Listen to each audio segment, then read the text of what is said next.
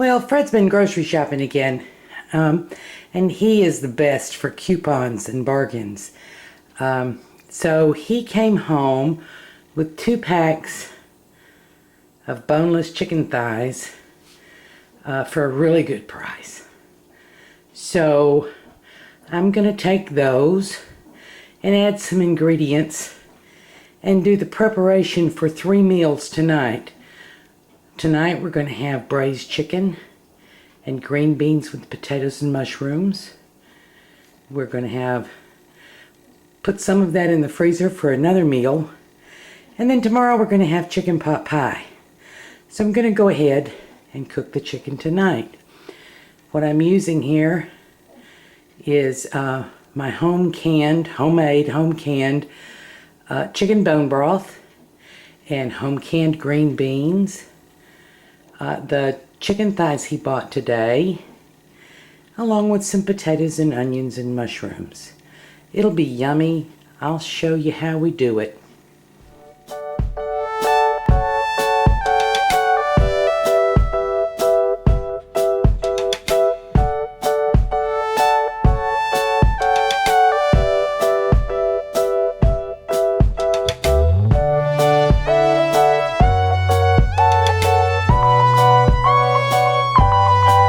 Welcome to Debbie's Back Porch. Glad to have you join us again. We're going to cook up some chicken tonight, and I'm going to show you how I braise chicken. Before I do that, a word. You know I like to do that.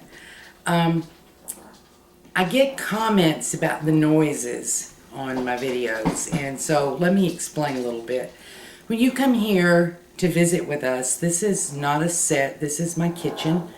This is the kitchen of a house that's pretty close to a farm, as close as you can get without actually being on a farm.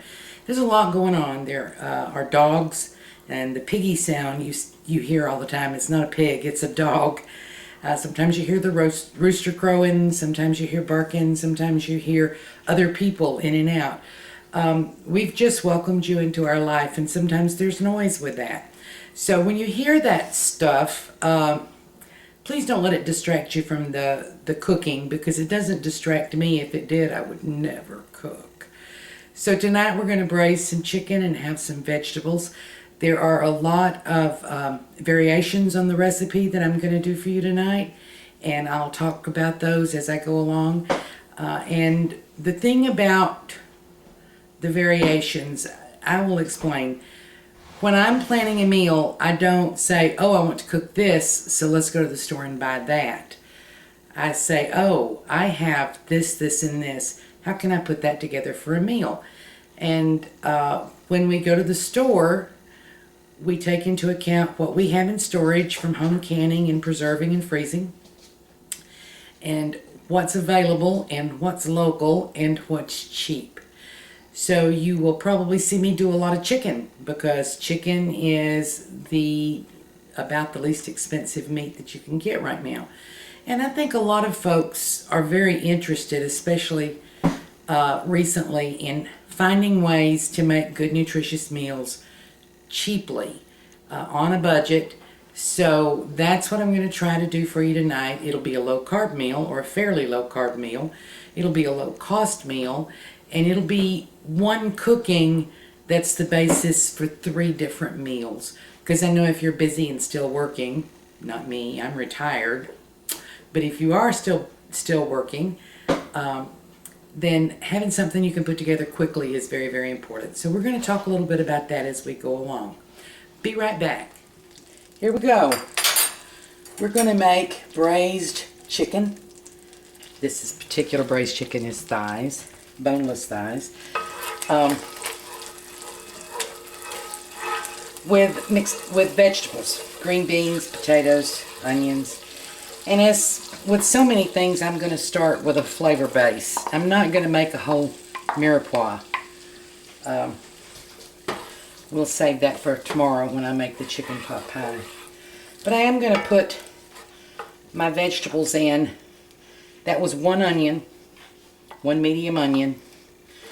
This is about a half cup of mushrooms. And this is a little minced garlic, a teaspoonful. Now while this cooks, I'm going to take the chicken breast and dry them off and salt them. And I'll show you that. But the reason I'm doing that is because for a braise, if you've seen my videos before, you've seen me braise beef. But many things can be braised, vegetables too. And I'm going to braise these chicken breasts. Braising basically means to cook slowly in a liquid. But a trick to braising is to dry the meat very, very well and then sprinkle salt on and then brown them. Because with a braise you want to brown things before you add the liquid, and that gives a color, and it also allows something called the Maillard effect. So that's the flavor that comes from the browning. So we're going to prepare the meat, this chicken, just like I did roast beef, just like I would roast beef, which is dry it off and salt it, and then we're going to brown it here in this butter. Meat just can't brown in the presence of liquid. So I'll show you how I do that. Be right back. So here are our chicken thighs. And I have paper towel here. If you don't have paper towels, you can use a clean cloth. But each one, sorry, I hate wearing gloves, needs to be dry, and these have been out for maybe 10 minutes, and I'm sprinkling salt. Now, when I do this, someone always says, oh, you don't salt meat, it dries it out. And that's true, it does. It dries out the surface. It doesn't dry out the whole piece of meat, just the surface. And that enables a better browning. So you don't need much, you just need a little.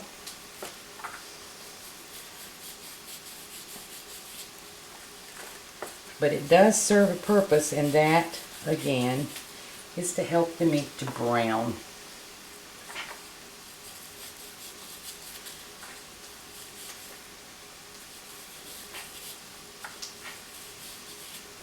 And in my opinion, and the opinion of many people, it also helps the meat to stay tender.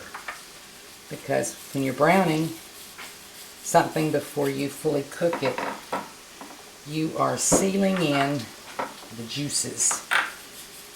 So if you don't want to brown your meat, if you don't want to salt the meat before you cook it, that's fine. Go ahead.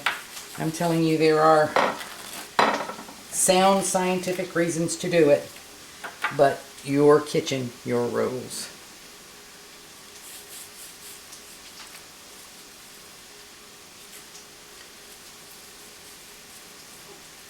Okay, we will be back when we're ready to cook the chicken. Okay, we have our onions, mushroom, and garlic cooking away.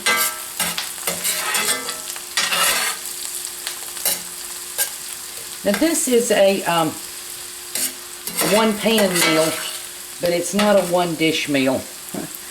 I'm going to brown up the vegetables, except for the green beans, and then take them out and set them aside until I finish up.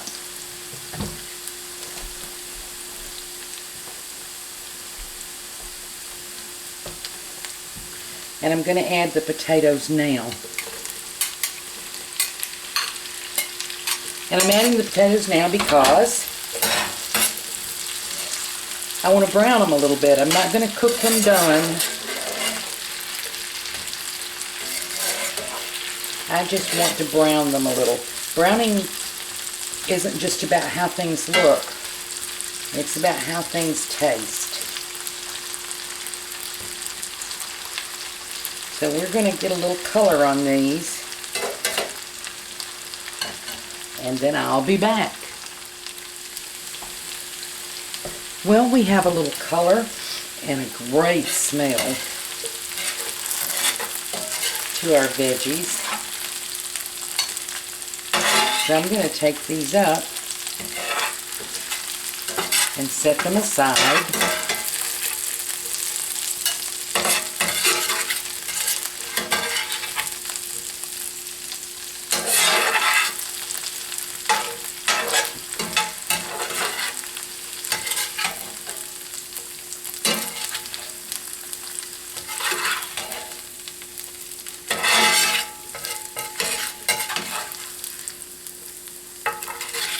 You know, I often say if you sauteed cardboard and onions and garlic, it would still smell wonderful.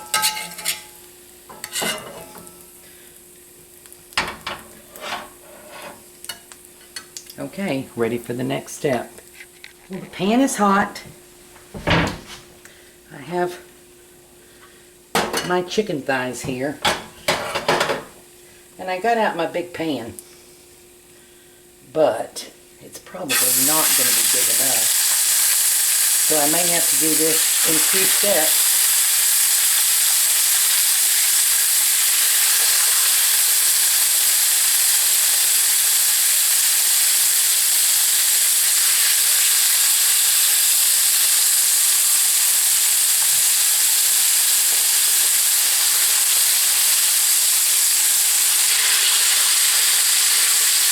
All we're doing at this point is browning the meat.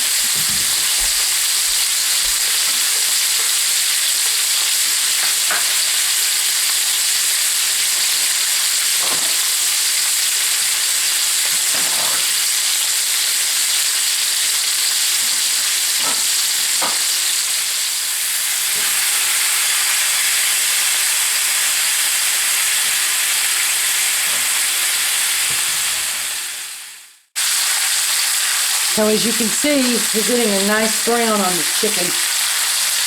So I'll explain, there are 8 chicken thighs here. We're having 2 for dinner tonight, 2 for lunch tomorrow.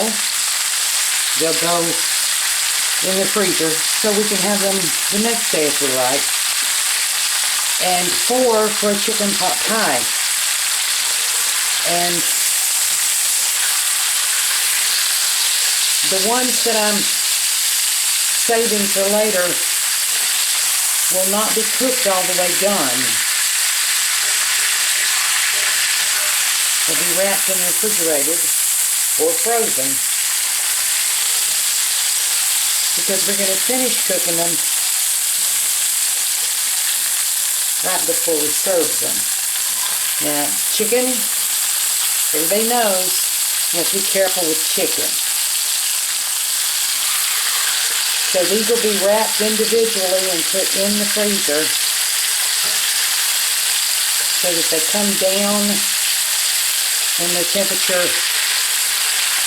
quickly.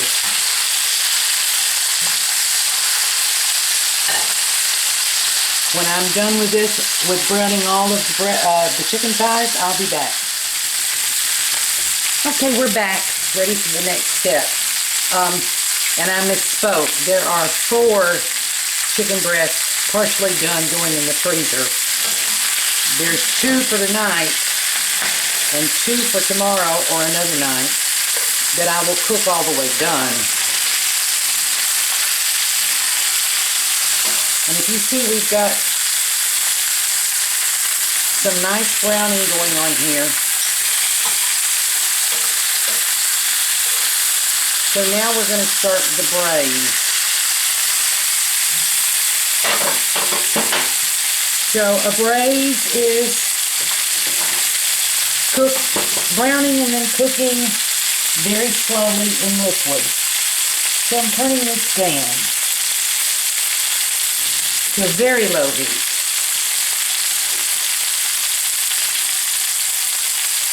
And I'm opening my homemade bone broth. You'll see.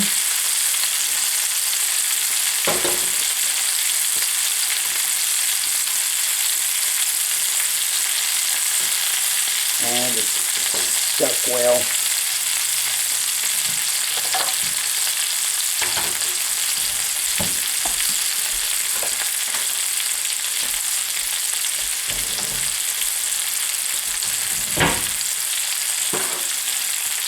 The meat is brown. I'm going to take it up for just a minute.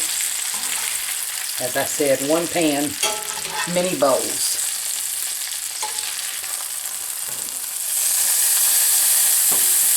So when we're done with this, we want it to have a creamy sauce. And the creamy sauce is going to come from making a roux before we add, before we add the liquid. And I'm going to leave all of this fond in here. And I'm going to make this not as thick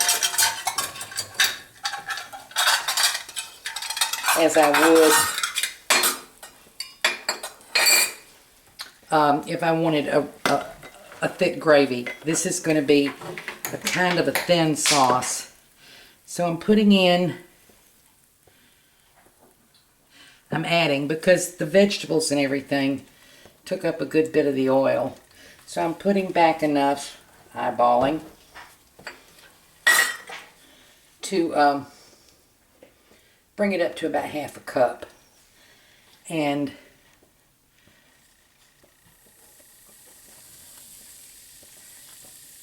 this is about a quarter cup of flour. Yes, now that's not the proportions I tell you for gravy, because as I said, we're not making gravy.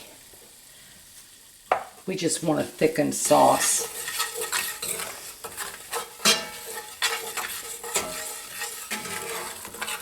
And we're going to let that brown just a minute.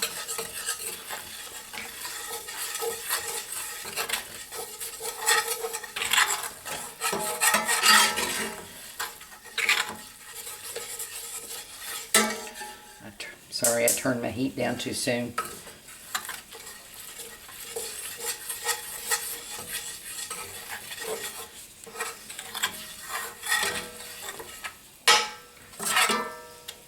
Gonna let that sizzle a minute and come back.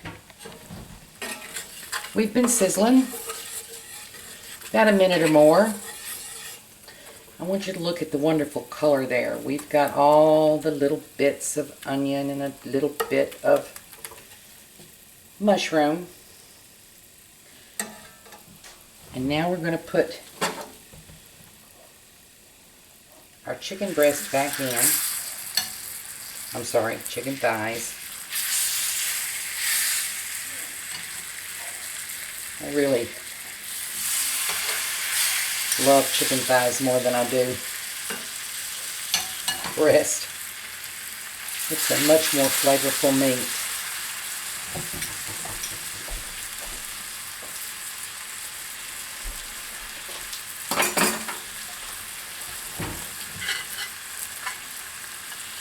And then we're putting our veggies back in.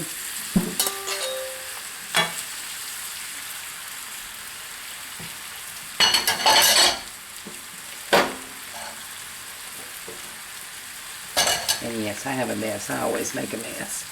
And now, the broth. Now, I don't want to cover the chicken.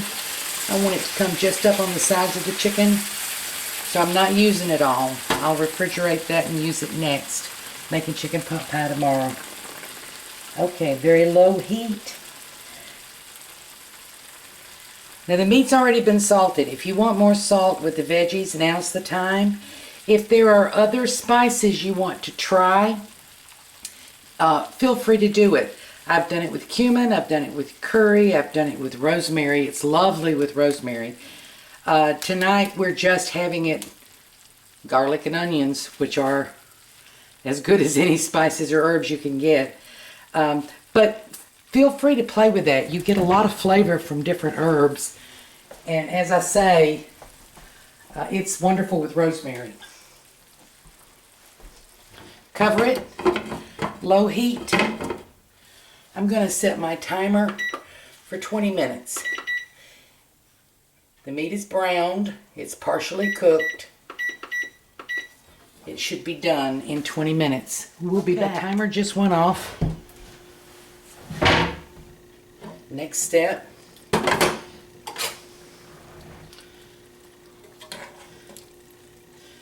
taking out the chicken.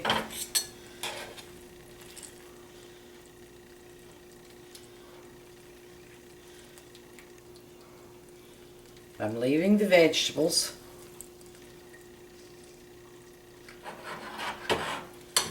And I'm adding green beans.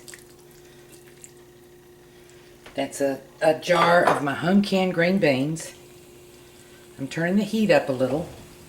I'm going to let this reduce down a little bit now and have the green beans cook.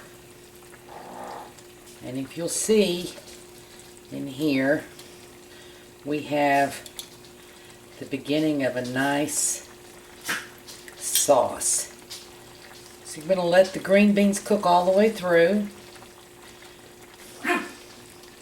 And then we'll do our last step.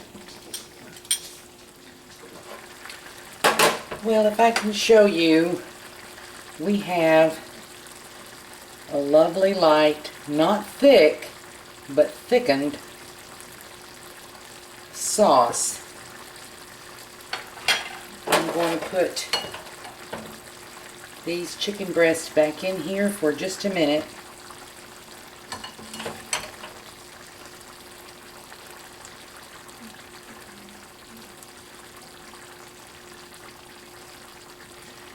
Let them simmer for just 2 or 3 minutes. Then I'm going to plate this up and show you what we've got. I'm also going to show you the freezer meals that I've prepared for this, because I think that's of interest to a lot of folks, how to put it up for a later date and have it be of good quality. So I'll be back. Okay, I'm going to show you the freezer storage. First, I have some of the potatoes, some of the green beans, the sauce or gravy,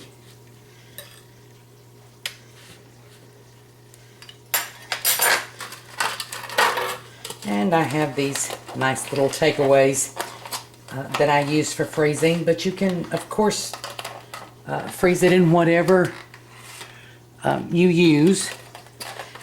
When I get ready to take this out, I'll take the lid off, I'll cover it with aluminum foil and put it in the oven for about an hour, frozen, put it in frozen.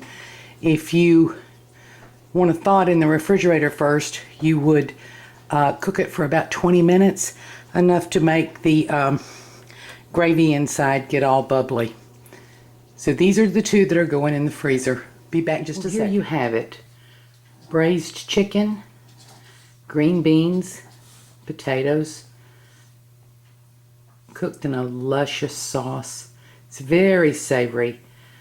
Comes from using the homemade bone broth, I believe. When you're getting ready to do this in your own kitchen, you might consider using fresh asparagus or fresh beans. Some folks don't care for canned beans, but we grow beans and put beans up. So I'm always looking for different things to do with them. The chicken is nicely browned. The potatoes have a little bit of that brown. The gravy is, or the sauce is very, very mushroomy. And so I think you'll really enjoy this. Thank you for joining us on Debbie's Back Porch.